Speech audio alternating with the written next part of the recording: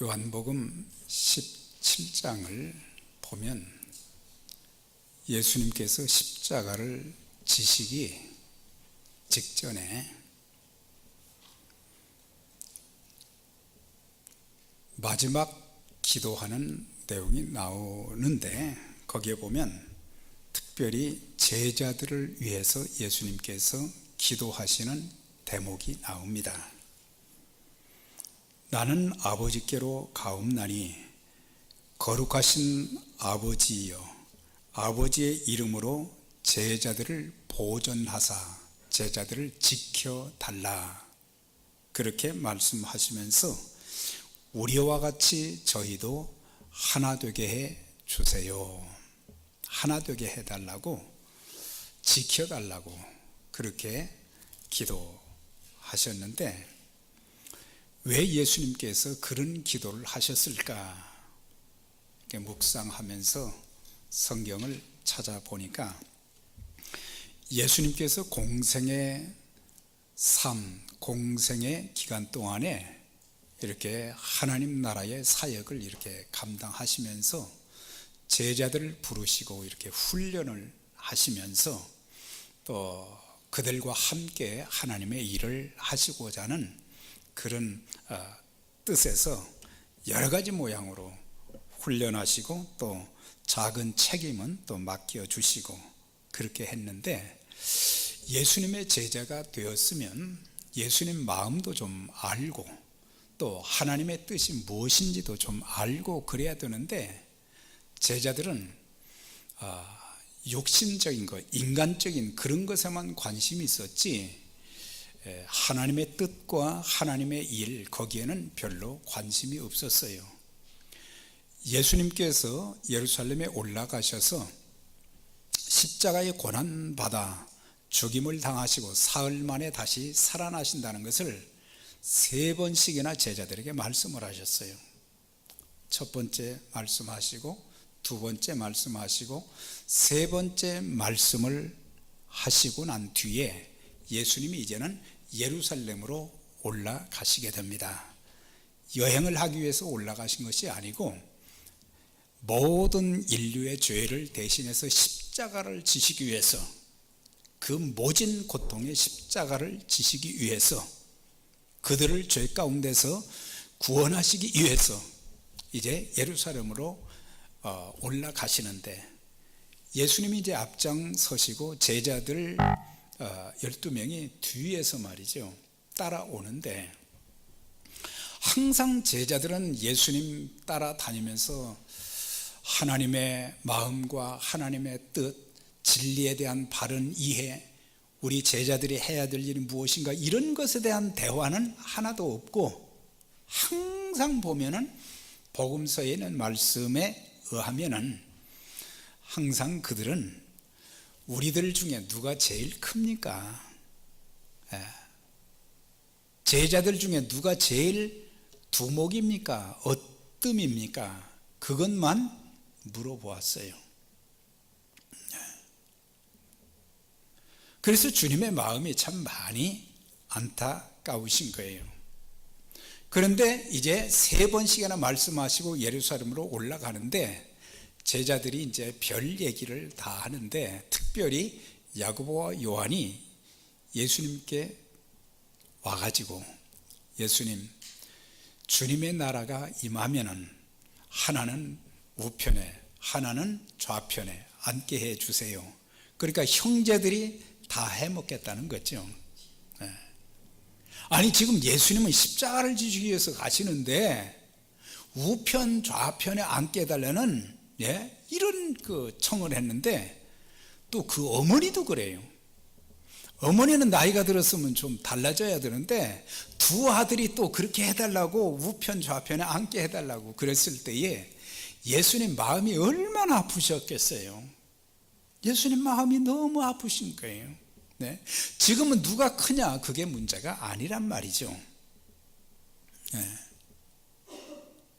그들은 주님의 마음을 너무 몰랐어요. 왜 예수님께서 이 땅에 오셔서 이렇게 십자가를 지시고 죽으셔야 되는지 그걸 몰랐어요. 주님께서 이런 말씀하셨어요. 인자에 온 것은 섬김을 받으려 함이 아니라 도리어 섬기려 하고 자기 목숨을 많은 사람의 대속물로 주려 함이니라. 그러니까는 하나님 마음도 몰랐지요. 예수님 마음도 몰랐지요. 또 한 가지는 우리 모두는 섬기는 자다. 섬긴다는 것은 자기 목숨까지 드리는 그런 희생적인 섬김이 제자들에게 있어야 되는데, 섬기는 자는 낮아지는 자거든요.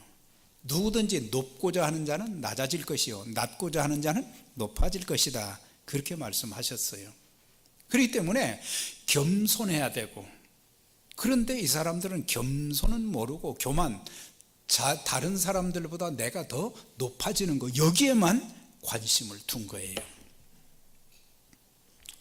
하나 되지 못한 모습, 주님의 마음을 알지 못한 모습, 겸손하지 못한 제자들의 모습을 보시고 주님께서 기도하신 것이, 하나님, 우리가 성부, 성자, 성령님이 하나 된 것처럼 바로 저희도 하나 되게 해 주세요.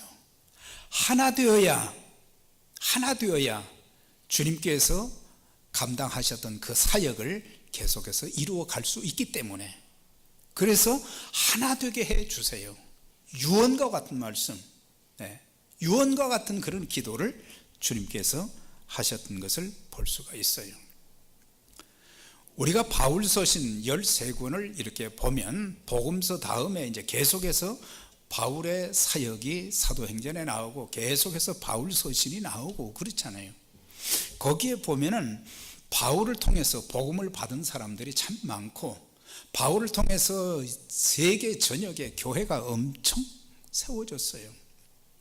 근데 교회들 중에는 어떤 교회는 참 칭찬받는 좋은 교회도 있지만, 어떤 교회는 뭐 칭찬할 것도 있지만 책망받을 만한 일이 많은 교회도 있고, 또 어떤 교회는 보면은 칭찬할 것은 한 가지도 없고 책망받을 것밖에 없는 그런 교회.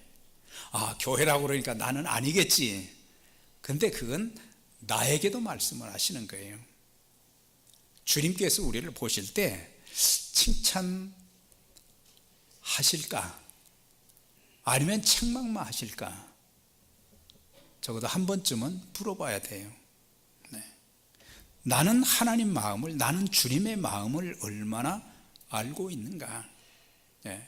주님이 이 땅에서 사셨던 그런 삶의 모습, 가르치셨던 말씀, 어떻게 사용하셨는가, 이런 것들을 배우고 그대로 닮아가야 되는데, 사람들이 무늬만 그리스도인이지, 무늬만 교인이지 세상 사람들과 별반 다를 것이 없는 그런 모습들이 우리들에게 다 있다고 하는 것입니다.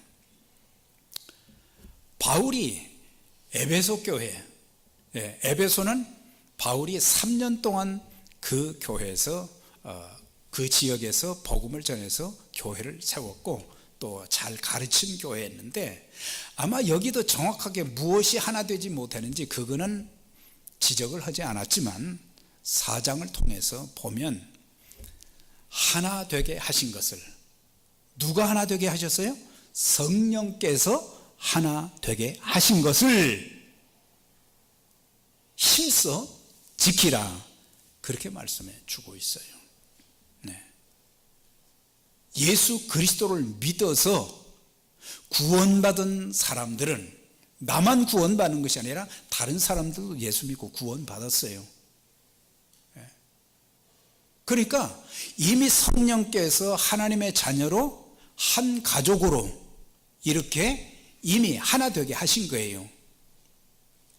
그런데 하나 되게 한 것을 끝까지 못 지키는 거, 그래서 힘써서 너희는 하나 되게 하신 것을 계속해서 지키라, 세퍼레이트 되지 말아라, 이거예요.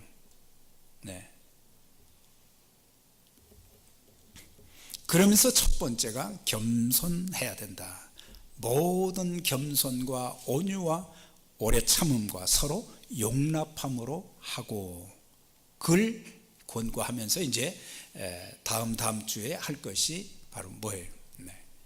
이제는 어떻게 주님의 몸된 교회를 섬겨야 될 것인지 그걸 구체적으로 이제 말씀했는데, 여기서 앞부분에서 겸손에 대해서 말씀해 주었어요. 겸손에 대해서 첫째도 겸손, 둘째도 겸손, 셋째도 겸손이라. 하나님은 교만한 자를 대적하시고 겸손한 자에게 은혜를 주신다 그랬거든요. 그런데 사람들은 겸손에는 관심이 없고, 교만한 거, 내가 저 사람보다 더 낫다, 내가 더 많이 알고 있다, 내 직분이 더 높다. 직분에 높고 낮음이 어디가 있습니까? 다 우리 몸의 지체와 같이 다 중요한 거죠. 우리 성도님들 한 분 한 분이 우리 교회에 중요하지 않은 분이 한 분도 없다. 믿으세요? 나는 필요 없는 사람이야, 그런 분은 한 분도 없어요.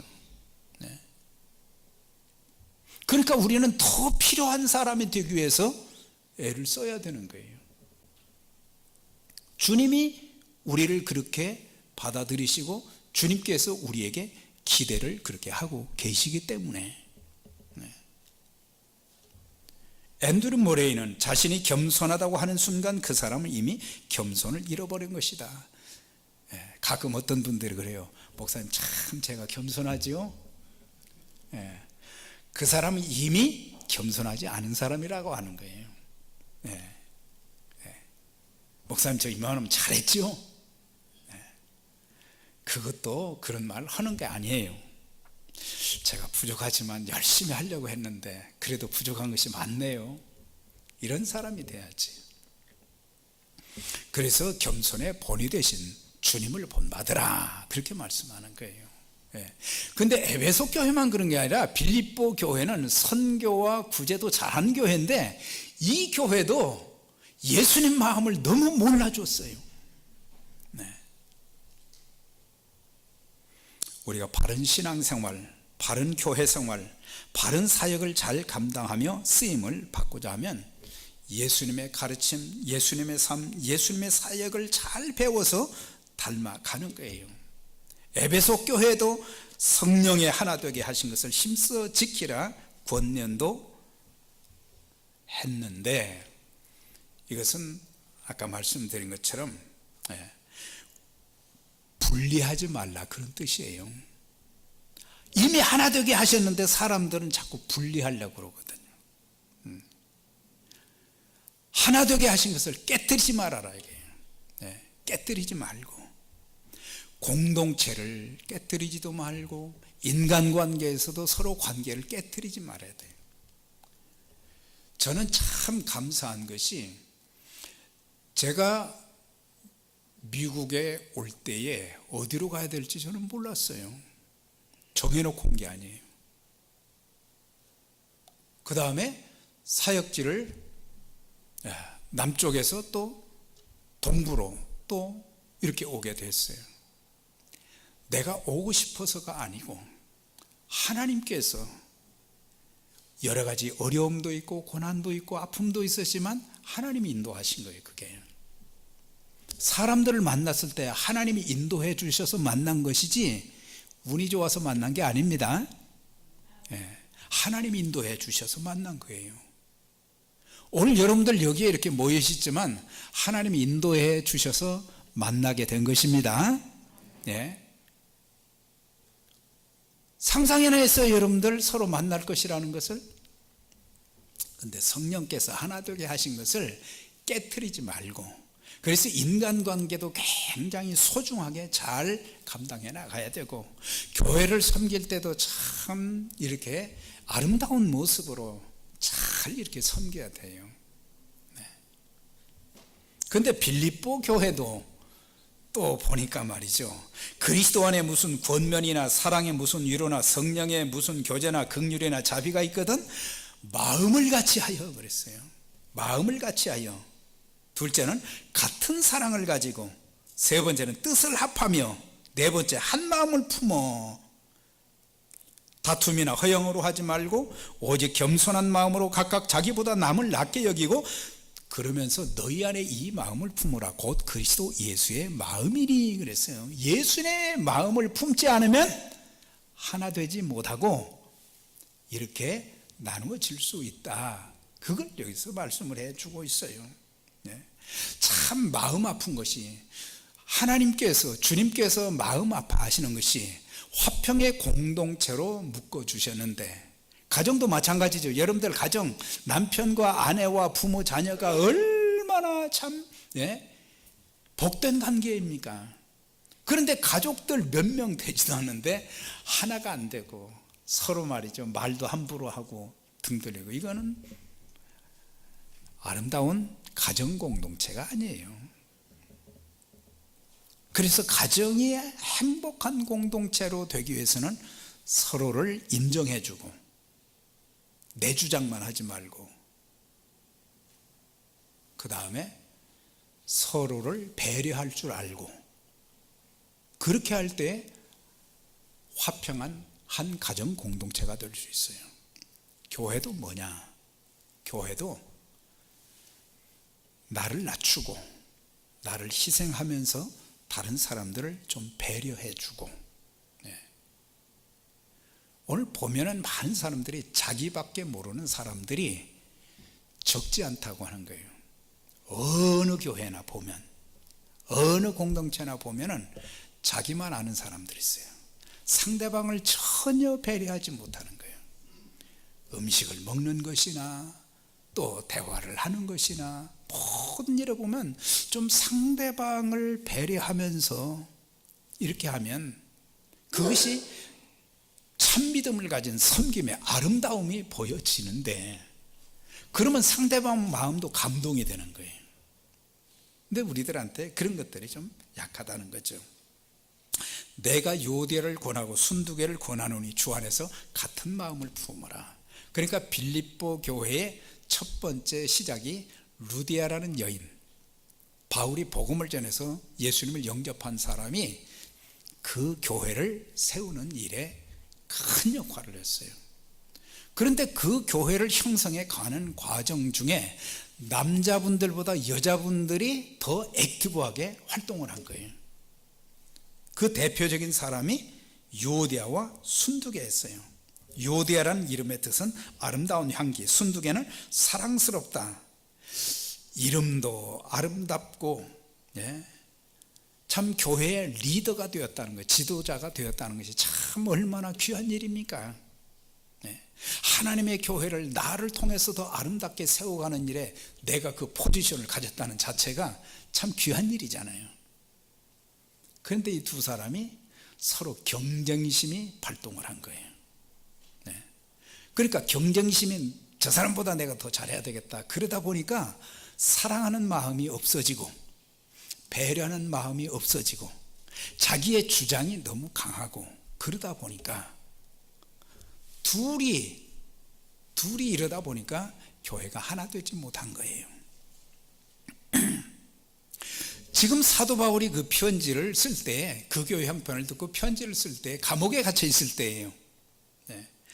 또 그는 평생 몸에 병을 달고 다녔어요. 하나님 앞에 3번씩이나 병 고쳐주세요 했는데 하나님이 능력이 없어서 안 고쳐주신 것이, 못 고치신 것이 아니라 안 고쳐주셨어요. 얼마나 능력 있게 쓰임받는데 건강하기까지 하면 교만해질까 봐서 하나님이 병은 가지고 있지만 그 병을 가진 채로 복음사역에 교회를 세우는 일에 하나님 일에 계속해서 쓰신 거예요.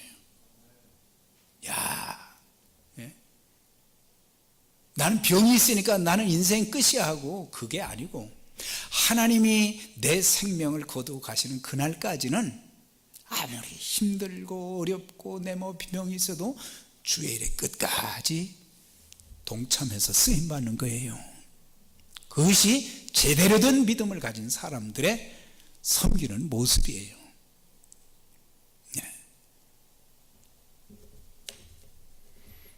그래서 그들에게 다툼이나 허영으로 하지 말라 그랬어요. 그러니까 자기 중심적인 태도를 가진 사람들에게서 나타나는 것이 뭐냐?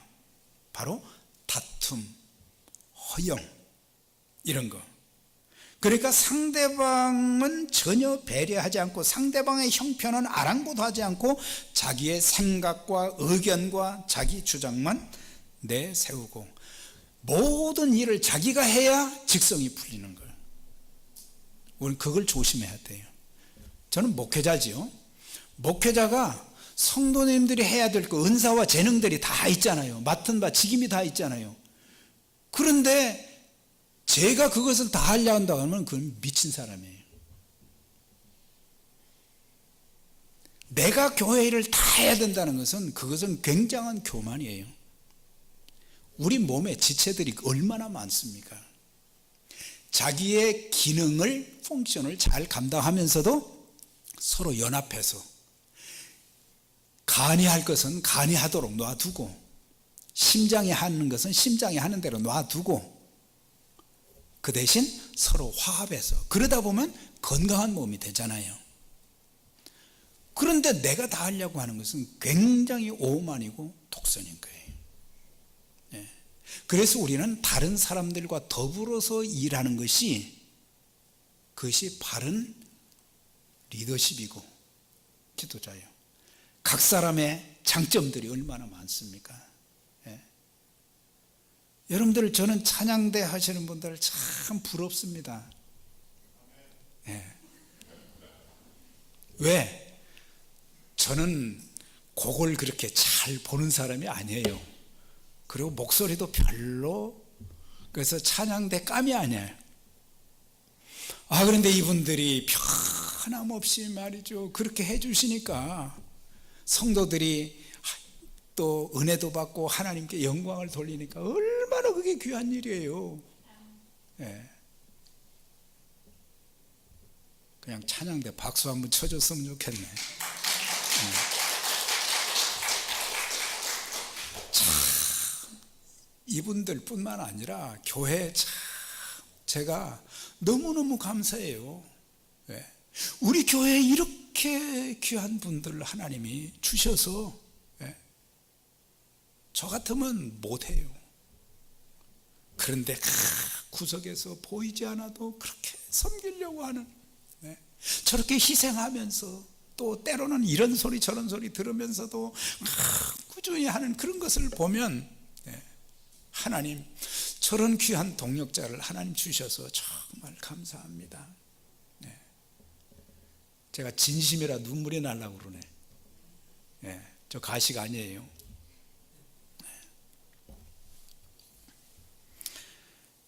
그래서 혼자 하려고 하는 그런 것은, 그렇게 해야 직성이 풀리는 것은, 이거는 겸손을 깨는 것이 될 수 있는 거예요. 하나됨을 깨는 것이 될 수가 있는 거예요. 그러면서 겸손한 마음으로 하되 자기보다 서로 남을 낮게 여기고 그랬어요.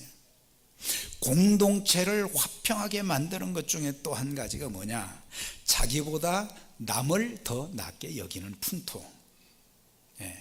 난 저 사람보다 신앙이 좋아. 나는 저 사람보다 교회 일을 더 많이 해. 성경 지식이 많은 거, 교회 오래 다닌 거, 이런 거 자랑할 것이 아니고, 그 사람이 세상적인 지식이 좀 부족하고 부족한 것이 많아도 상대방을 나보다 낮게 여기라고 하는 것이 바울의 그 교훈이에요. 형제의 사랑으로 서로 다정하게 지내며 존경하기를 서로 먼저 하고 그랬어요. 우리가 교회에 존경, 레스펙트 하는 이런 것이 약해지면 하나 될 수가 없어요. 교회에서 가장 하나 되는데 장애가 되는 것이 사람을 무시하는 거예요. 절대로 여러분들 마음으로나 입술로 사람을 무시하면 안 되는 거예요. 얼마나 귀한 분들인데 우리가 무시하는 경우가 있어요. 조금 모를 수도 있어요. 나는 다른 사람들을 재판할 때가 많아요. 판단할 때가. 그러면 나는 부족한 것이 없느냐. 네. 우리 지적받을 것이 수도 없이 많은 사람들이에요. 저를 포함해서. 그렇지만 그런 것을 들춰내기보다는 그 사람들의 좋은 점을 찾아내서 위로해주고 격려해주고 칭찬해주고 그걸 배워야 돼요. 교회 오래 다닌 사람들 한마디 말이 사람들한테 큰 못이 될 수 있다는 거예요. 상처가 되는 거예요. 말 한마디 한마디를 생각하고 네. 그래서 저는 사람들이 많이 모인 데서 말을 잘 안 하는 편이에요. 첫째는 내가 귀를 2개 주셨으니까 많이 들으면 어떤 때는 저한테 도움이 많이 돼요. 근데 말을 하다 보면은 제 자랑하기 쉽고 남을 가르치려고 그러고, 네. 그럼 사람들이 싫어해요. 좋아하는 이유가 어디가 있느냐? 상대방을 배려하니까. 네. 네가 나보다 똑똑하다. 그렇게 하니까 좋아하는 것이지, 무시하게 되면은 같이 안 하려고 그래요. 밥 먹자고도 안 해요. 전화도 안 해요. 그걸 교회 생활하면서 잘 배워야 됩니다. 말 한마디 한마디가 상대방 마음을 감동시키고 힘을 얻게 하고 그런 언어가 돼야 돼요. 사람이 많고자 하는 거 이런 건 아무것도 아니에요. 하나님 앞에서 우리가 어떻게 살고 마지막 주님 앞에 섰을 때 주님께서 우리에게 무슨 말씀을 하실지 그게 더 중요하고 두려운 거예요. 화가 나도 분노가 나도 미운 마음이 들어도 자기 마음을 잘 컨트롤하고 말이죠. 그래서 교회의 아름다움은 잘못한 것만 보고 비판하지 말고 서로의 장점을 찾아내서 칭찬하고 격려하기를 먼저 하는 모습이 나타날 때에 하나가 될 수 있는 거예요. 빌립보 교회는 성장할 수 있는 가능성이, 성장할 요소가 굉장히 많이 있음에도 불구하고 이 2사람이 경쟁심으로 사소한 일로, 큰 일도 아니에요, 마음이 갈리면서 다투고 헐뜯고 화목하지 못해 더 아름다운 교회로 성장할 수 있는데, 우리 교회도 마찬가지죠. 성장할 수 있는 가능성은 참 많은데 우리에게 그런 부분들을 좀 이제 좀 고치면, 내가 변화가 돼야 다른 사람들도 변화가 되어지고 교회적으로 변화가 돼야 하나님께서 이제 이 정도면은 더 큰 일을 맡겨도 되겠구나, 그렇게 하고 복을 주시는 거죠. 믿으십니까? 그래서 일치된 마음, 일치된 교회가 되어 주의 일에 더욱 힘쓰기 위해서는 그리스도 예수의 마음을 품으라 그랬어요. 그러면서 그는 근본 하나님의 본체시나 하나님과 동등됨을 취할 것으로 여기지 아니하시고 사람의 모습으로, 종의 모습으로 이 땅에 오셔서 죽기까지 복종하셨다 그랬거든요. 주님이 하나님과 동등되시면 성부, 성자, 하나님 제2위죠. 3위 중에 이런 분이 우리 죄인들을 구원하시기 위해서 인간의 모습으로 오셨고 사람의 몸을 입으셨어요. 그리고 종의 모습을 입으셨다 그랬어요. 아니 어떻게 하나님이 종의 모습을 입고 그리고 십자가에 못 박혀 죽으시고 말이죠. 어떻게 그런 일이 있을 수 있어요? 어느 종교에서 그런 걸 찾아볼 수 있습니까? 없지요. 그러니까 주님을 닮은 사람이라 하면은 낮추는 거예요. 낮추는 거. 낮추고 나를 죽이는 거예요. 나를 죽이는 거. 내가 죽어야 주님이 살고 내가 죽어야 실제 죽으라는 의미가 아닙니다. 자아를 죽여야 교회가 삽니다. 예, 그걸 아셔야 돼요. 내가 살아있기 때문에 내가 뭘 한다고 생각하니까 우리는 도구로만 쓰임받을 뿐이지 역사는 하나님이 하시거든요. 성령님이 하시고 내가 해가지고 뭐 되는 게 뭐가 있어요?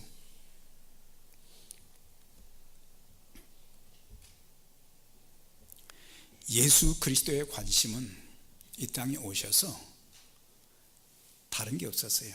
하나님의 뜻을 행하는 일에 순종하셔서 이 땅에 오신 거예요.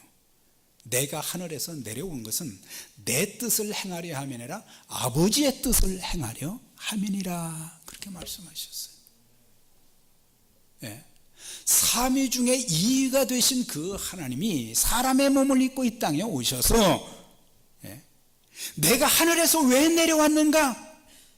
왜 인간이 되고 종의 모습을 입었는가? 아버지의 뜻을 행하기 위해서, 아버지의 뜻을 순종하기 위해서, 아버지의 뜻을 이루기 위해서 나는 오셨다, 그렇게 말씀해 주셨어요. 우리의 관심은 그것뿐이에요. 그분이 권세를 자랑하고 아시는 것, 모든 것 자랑할 것이 너무 많으신 분이시지만은 그분은 십자가에서 못 박혀 돌아가시면서도 하실 말씀이 그렇게 많은데도 아무 말씀하지 아니하시고 아버지의 뜻을 이루기 위해서 그분은 십자가를 기쁜 마음으로 지셨다는 사실이에요. 오직 아버지의 뜻, 교회를 섬겨가는데도 아버지의 뜻만 이루어지도록 해야지 내 뜻이 이루어지는 거, 목회자의 바라는 비전이 이루어지는 거, 그거 아니에요. 아버지의 뜻이 이루어지는 도구로 우리가 하나가 되어서 아름답게 쓰임받을 뿐이지. 그러면 하나님께 인정받고 하나님이 우리에게 또 복도 주시고 은혜도 주시고 능력도 주시는 거예요. 인자에 온 것은 섬김을 받으려 함이라 도리어 섬기라고 자기 목숨을 많은 사람의 대속물로 주려 함이니라 그랬어요. 섬기러 오셨다 그랬어요. 섬기러 오셨다. 이 섬김, 우리가 이 직분, 이렇게 직분을 집사를 디아코노스라고 그러잖아요. 이거는 섬김이라는 그런 의미도 있고 종이라는 의미도 있지만 또 한편으로는 미니스터다, 그런 뜻을 가지고 있어요. 사역자란 말이에요. 목사만 미니스터가 아니라 모두가 다 사역자라고 하는 거예요. 바울이 그 표현을 했죠. 우리는 모두 하나님의 동역자들이라 그랬어요. 서로 하는 역할만 다른 거지 모두가 다 미니스터라고 하는 그런 개념, 그 미니스터의 일을 감당하기 위해서는 종된 마음, 주님께서 종으로서 섬기신 것처럼 종된 마음을 가지고 섬기면 우리가 화날 것도 없고